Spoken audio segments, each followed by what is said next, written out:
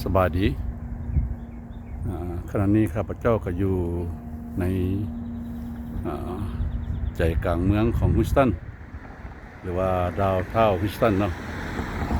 หลังจากไปลินมาแล้วก็ไกลเครื่องมือแล้วเนาะก็ไปย่างเลาะลินแถวตัวเมืองฮิวสตันอยู่ได้เนาะแล้วก็มีหลายๆกิจกรรมเกิดขึ้นเนาะก็สิมีHouston Livestock Show El Rodeo เนาะจะเป็นของพวกคาวบอยเนี่ยวันนี้ก็สิกลับคืนบ้านแล้ว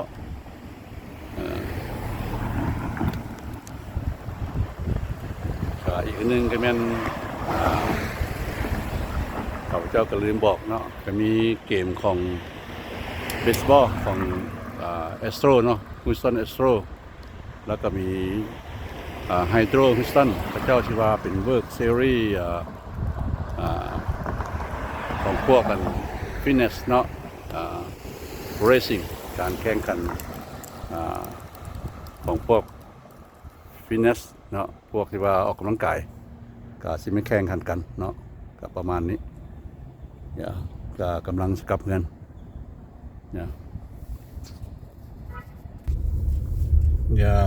we just about to live in downtown of Houston after we spend an half day over here in downtown Houston area. They have too many activity here today, like Houston Livestock Show and Rodeo, and the second one is Houston Astro baseball game. The third is Hydro Houston Work Fitness Series Racing contest. And too many activity here today. It's busy day in Houston, Texas.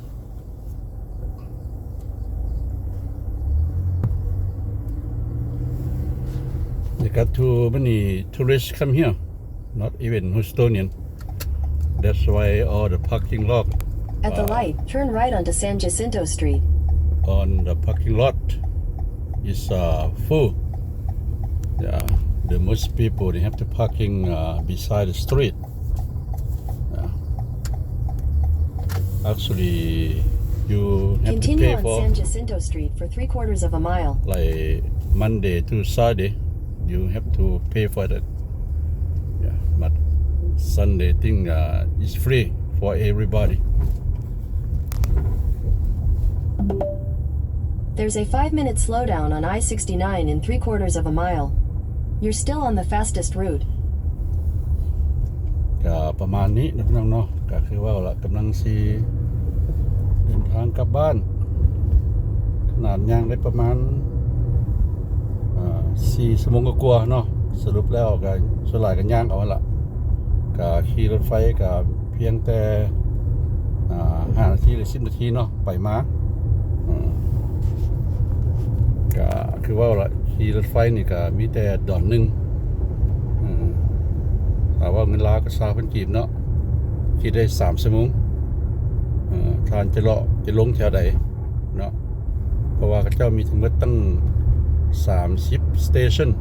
หรือ30กว่าเนาะบอนจอดรถไฟอยู่ในดาวท่าเมืองฮิวสตันนี่เนาะ In a quarter mile, use the right lane to take the US 59 North ramp. ก็ทางจะได้ยินเป็น GPS แต่ว่ามันก็ต้องได้ใช้เพราะว่าเฮาอยู่เมืองไงเพราะว่าถ้าว่าลังบอนนี่สิมีเขาเจ้าปิดรถบ่หรือว่ามีอุบัติเหตุบ่GPS นี่เพิ่นก็สิบอกเขาเว้นไปทางอื่นเนาะทันสมัยไปมันพุ่นล่ะการขี่รถไฟนี่เนาะข้าพเจ้าก็บ่ฮู้มาก่อนข้าพเจ้าก็68 ปีแล้ว Use the right lane to take the US 59 North ramp, then merge onto I-69. ถ้าว่าท่าน65 ปีขึ้นไปเนาะท่านจะเอาไปเสนอกับTransit กับเจ้าแล้วท่านสิเสียได้แต่ครึ่งค่าหรือว่าเสียแต่60เซนต์เนาะธรรมดาสิเป็นดอนนึงก็เสียแต่60เซนต์หรือว่า 60% ข้าพเจ้าก็บ่ฟังบ่คักเพราะมีคนแนะนำข้าพเจ้าถ้าว่าท่านอายุ70ปีขึ้นไปขี่รถไฟอยู่ในเมืองฮุสตันขี่เมโทรนี่ฟรีจนเท่าตายเนาะประมาณนี้ก็สิแม่นทุกอย่างล่ะเนาะขี่ฟรีก็ข้าพเจ้าก็ได้ข้อมูลอีกนึงอย่าวันนี้เขาจะเข้าไปฟรีเวย์69เนาะก็รถนี้ก็หลายคือข้าพเจ้าได้เว้าล่ะถึงว่าสิเป็นวันพักวันหยังก็จะว่ารถนี่หลายว่าคือข้าพเจ้าได้เว้าไปว่ายูสตันในเมืองนี่ในดาวน์ทาวน์กับเจ้านี่มันมีหลายกิจกรรมเนาะบางคนก็เมื่อแน่บางคนก็มาแต่ทางเบื้องหลังสิไปเข้าทางเบื้องหน้าเนาะเดี๋ยวนี้บ่ว่าอยู่ทะเลหรือว่าอยู่บนลิ้นต่างๆของมื้อนี้คนสิเต็มหมดเพราะเป็นมื้อสุดท้ายของเด็กน้อยพักโรงเรียนเนาะของเด็กน้อยพักเรียน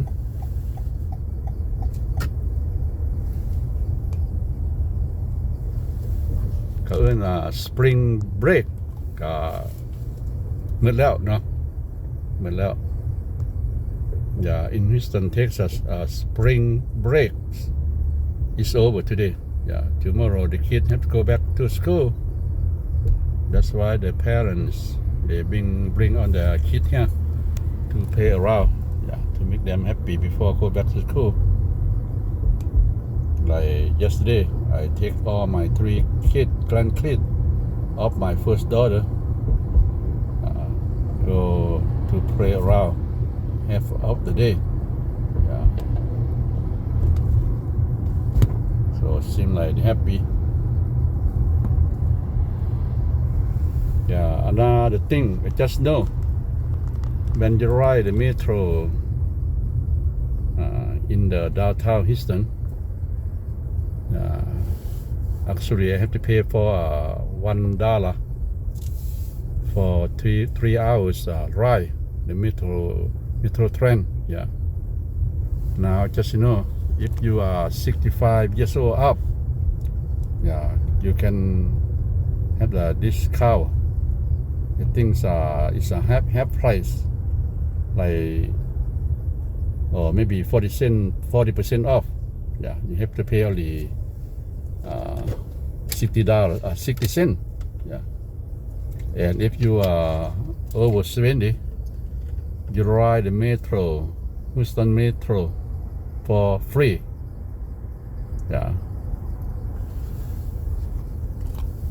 แต่หลายสิ่งหลายอย่างเขาต้องเรียนรู้คันบ่ฮู้ก็ให้ถามพี่น้องเนาะบ่ฮู้ให้ถามจุดนักแล้วนี่เฮาอยู่เมืองใหญ่นี่ไปใส่เฮาให้อ่านป้ายดีพี่น้องเด้อตามexperience ของเฮาเนาะหรือว่าความเขาเอิ้นว่าประสบการณ์เนาะประสบการณ์เนาะท่านจะเดินทางท่านจะไปลิ้นขึ้นเรือลงเรือเนาะจะไปไสต้องอ่านป้ายซะก่อนพี่น้องเด้ออันนี้เป็นจุดที่ดีสำหรับการท่องเที่ยวเนาะบางคนนี่บ่เบิ่งได้ป้ายข้าพเจ้าก็เห็นหลายคนแล้วรู้ว่าตัวฮู้เนาะก็ลานข้าพเจ้าก็ผู้นึงที่พาเดินทางไปต่างเมืองต่างแขวงหรือต่างประเทศนี่ผลสุดท้ายก็เสียเวลาคันหลงมาแล้วเนาะแหนงชื่อว่าเอาเบิ่งป้ายหรือคันบ่ฮู้ก็ถามเนาะแล้วก็ฟังความแนะนำของผู้อื่นอันนี้จะเป็นกันดีแล้วการเดินทางกันเนาะไปหันมานี่ให้เพราะว่าบ้านเมืองเฮาซุมื้อนี้มันคนนี่มันบ่คือกันหมดเนาะ ให้เข้าใจว่าบ้านเมืองซุมื้อนี้ประเทศใดก็ยุ่งยากเนาะประเทศใดก็ยุ่งยากความยุ่งของแต่ละประเทศก็มีต่างกันฉะนั้นล่ะการเดินทางให้ระมัดระวัง1เอาถ้าว่าไปผู้เดียวเนาะข้าพเจ้าเดินทางผู้เดียวนี่ข้าพเจ้าก็ระวังกระเป๋าเนาะพาสปอร์ตสิพยายามอย่าลืมโทรศัพท์เนาะประมาณนี้แหละหลายอย่างเพราะว่าข้าพเจ้านี่ก็มีประสบการณ์หลายเนาะแล้วเกี่ยวกับการเดินทางไปลิ้นไปหัวกันบอลคนหลายอย่าไปยุ่งกับพวกที่ว่าเฮาบ่ฮู้จักมาถามนั่นถามนี่บ่เนาะอย่าไปสนของเขาหรือว่าเขามาขออยากมาซอยเหลืองเฮาบ่เฮาก็เบิ่งเนาะถ้าผู้ใดมาจริงใจท่านก็เบิ่งออกเนาะผู้ใดมาบ่จริงใจท่านก็เบิ่งออกประมาณนี้ฉะนั้นล่ะหลายๆคนลาวเฮานี่ก็ถึกจี้ถึกปุ้นเด้พี่น้องเด้ไปธนาคารนี่ก็หลายคนอยู่บ้านข้าพเจ้านี่มันนำชี้เอาเลยเนาะหรือว่ามันท่าอยู่รถออกจากธนาคารมามันปืนมันชี้เลยก็มีซะนะประมาณนี้เนาะให้ท่านระวังเรื่องตัวนี้อยู่ตามประเทศด้วยกันเพราะว่ามันคนเสียโอกาสซึ่งมื้อนี้มันหลายเนาะติดต้นกับพวกติดยาหั่นล่ะพวกนี้อันตรายหลายเนาะอันตรายหลายพวกนี้นะทางกระเซ็นทางซ่อนกันแบบนี้แหละพี่น้องเด้อแบบนี้แหละพี่น้องเด้อ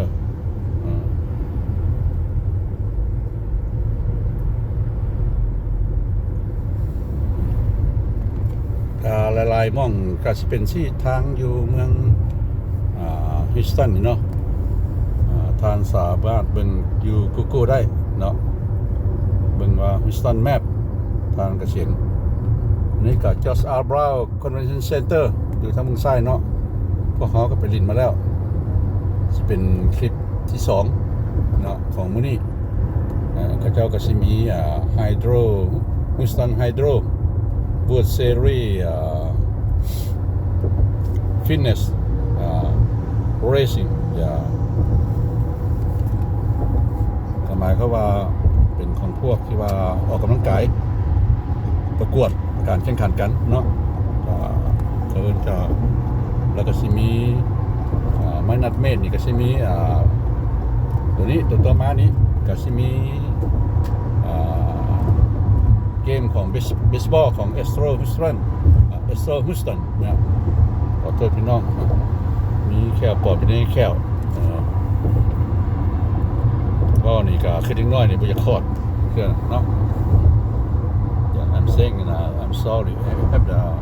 implant in my mouth sometimes I say it's not clear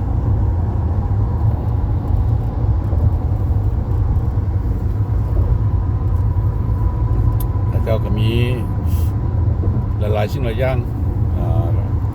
กิจกรรมเนาะเกิดขึ้นในเมืองฮิวสตันเฮาของเมืองที่ข้าพเจ้าอยู่เนาะ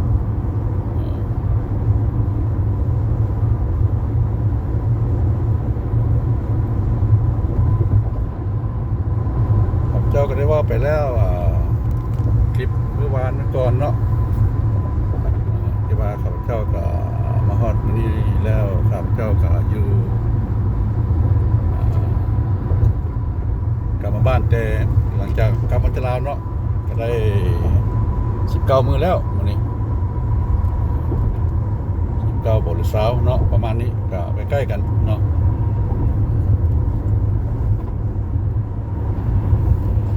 ก็เดี๋ยวนี้ก็เตรียมตัวกำลังกลับบ้านนั่นล่ะก็บ่ไกลจากเจ้าท่าของ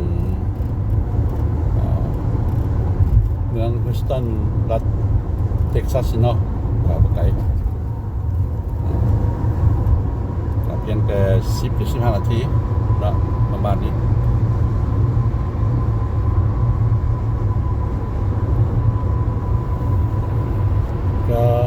ก็เว้าพี่น้องฟัง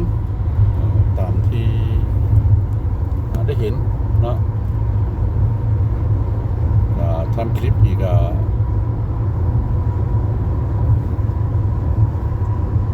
ทำไปเลยบ่มีคอนเทนต์เฉพาะเนาะทำไปเลยเฮ็ดไปเลยเพื่อให้พี่น้องเขาได้เห็นผู้ที่ว่าสนใจ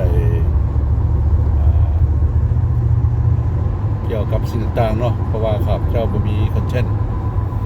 เฉพาะYeah, we in the 69 and 59 highway. 59 is a highway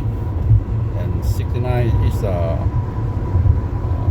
interstate. So they go together. 59 and 69. Because long time ago they happily 59 is a highway. Because long time ago over here this highway they have only 2 lane. Right now they expand the lane more and they call they used to be I-69. It's an interstate now.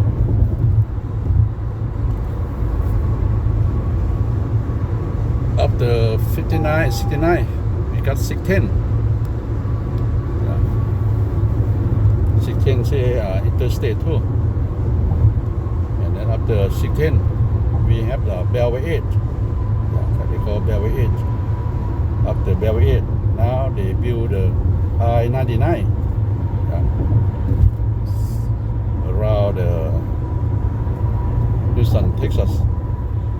around 59, 69 and Beltway 8 and 610 99 is routing both four of the name of street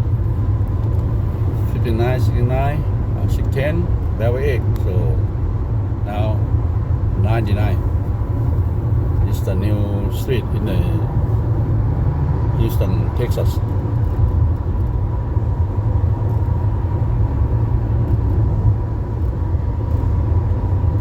ถนนทางเจ้าก็สร้างออกอยู่เลยก็สร้างออกอยู่เลยพี่น้องเนี่ย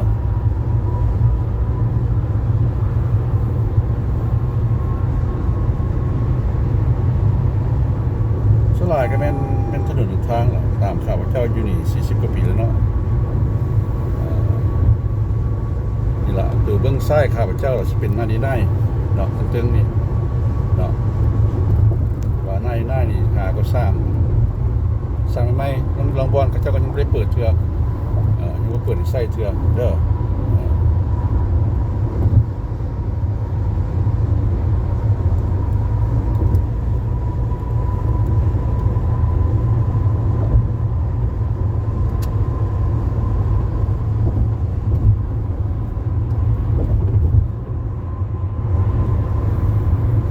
การขับรถนี่ก็ยังน้อยก็100แล้วเนาะเดี๋ยวนี้เขาอยู่ประมาณ100กิโลเมตรต่อชั่วโมง100กิโลเมตรต่อชั่วโมงจะเป็น60ไมล์ต่อชั่วโมงเนาะเพราะว่าอเมริกาเขาเจ้าใช้ไมล์แต่ว่าเขาเจ้าว่าเมาตลาดอยู่อเมริกาเขาเจ้าว่าเมาเด้อนั้นเขาเจ้าบ่ได้ไว้ไมล์เนาะเพราะว่าภาษาอังกฤษนี่แต่ละชาติก็อ่านต่างกัน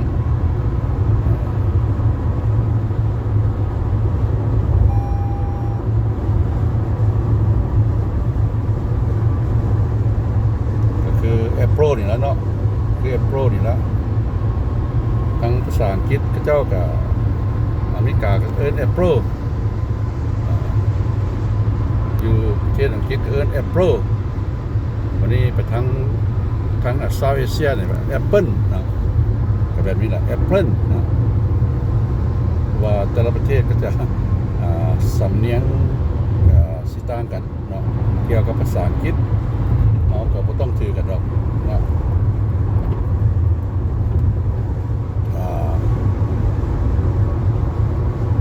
หลายอย่างเนาะ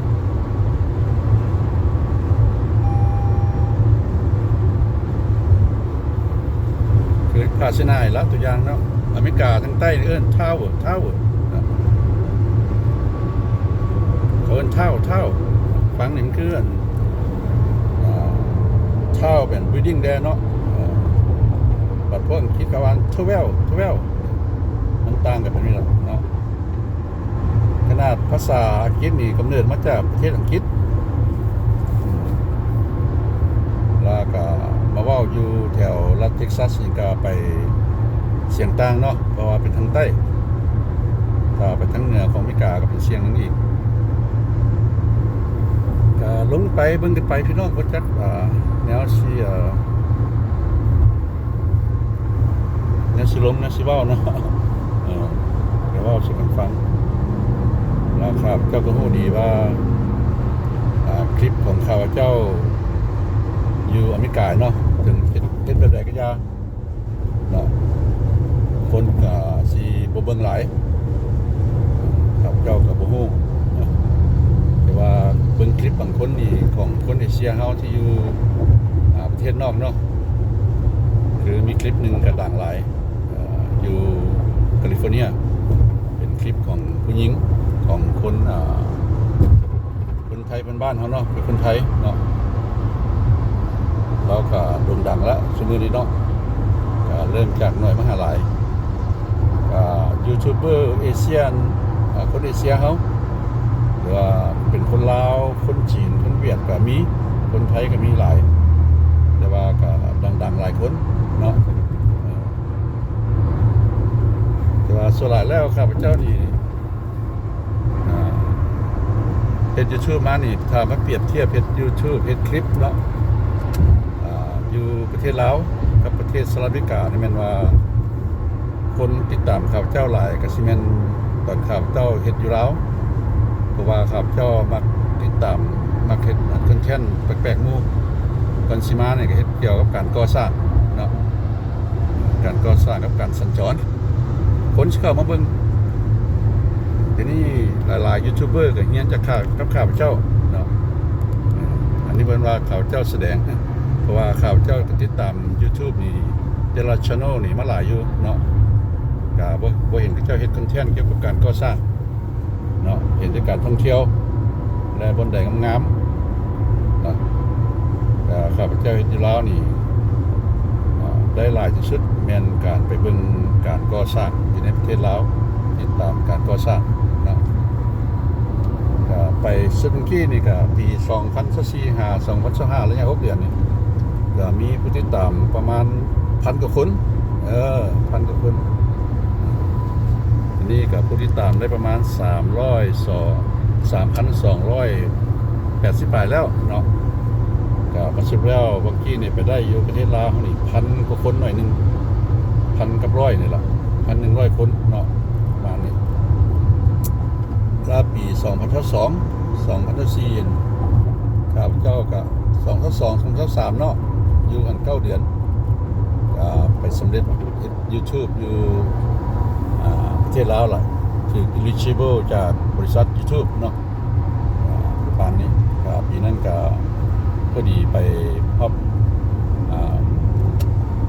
ประเทศลาวเวียงจันทน์ระยะหนึ่งบ่พอจะได้เดือนก็ได้1,000 subscribe เนาะก็คือ eligible จากบริษัท YouTube ก็เฮ็ดเท่าที่นี่มาเงินก็บ่ได้หลายดอกพี่น้องเนาะก็บ่ได้หลายดอกได้หลายที่สุดมีเท่านึงอยู่ลาวที่นี่ล่ะได้เงิน$300 กว่าเดือนนึง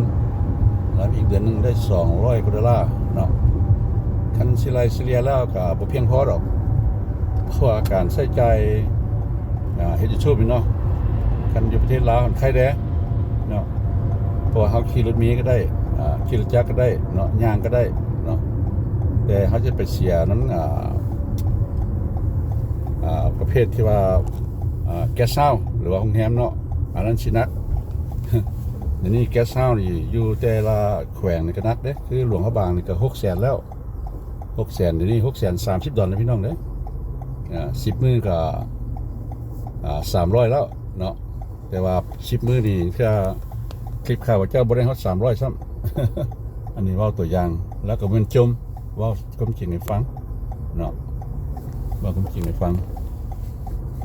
เดี๋ยวนี้พวกเขาก็มาฮอดบ้านแล้วหมดข่าวเจ้านั่นก็อยู่แถวอีสเจ้าเป็นออดิแมร์รูทเนาะก็อยู่นี่มา40กว่าปีแล้วก็บ่ได้ย้ายไปไสเด้อพี่น้องเด้อก็เป็นเมืองอากาศที่แบบประเทศลาวเขาเนาะก็ยามร้อนก็คือกันแต่ว่าก็สิต่างหน่อยนึงเพราะว่าบ้านเขาก็บ่ได้ร้อนอบอ้าวคือบ้านเฮานี่ประเทศลาวนี่เวียงจันทน์คันร้อนเบิ่งบ่เป็นเนาะ